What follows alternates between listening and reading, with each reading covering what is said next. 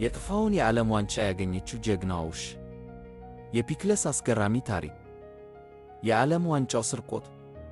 ወርልድ ክረፕ ፋክት። በእግር ኳስ ታሪክ ውስጥ ትልቁ ጉድ የተከሰተው በ1966 ዓመተ ምህረት ነበር። በወቅቱ በባለቤትነት እንግሊዝ የምታስተናግደው የዓለም ዋንጫ ሊጀመር ጥቂት ቀናት ብቻ ሲቀሩት ታላቁ የጁልስ ሪሜት ጂያዌስ ፋይመድ ዋንጫ ከታየበት አዳራሽ ውስጥ በድንገት ተሰረቀ።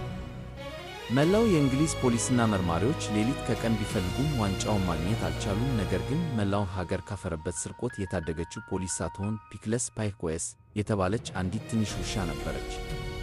ውሻዋ ከባለቤቷ ጋር መንገድ ላይ የተጓዘች በጋዜጣ ተጠቅልሎ ቁጥቋጦ ውስጥ የተጣለውን ዋንጫ በማሽተት አገኘችው።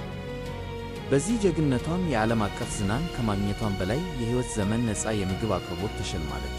ለተጨማሪ አስገራሚ አዝናኝና ያልተሰሙ የዓለም ታሪኮች ፏድ ቲቪን ሰብስክራይብ ያድርጉ። ቪዲዮውን ላይክ እና ሼር ማድረጉን እንዳይረሱ።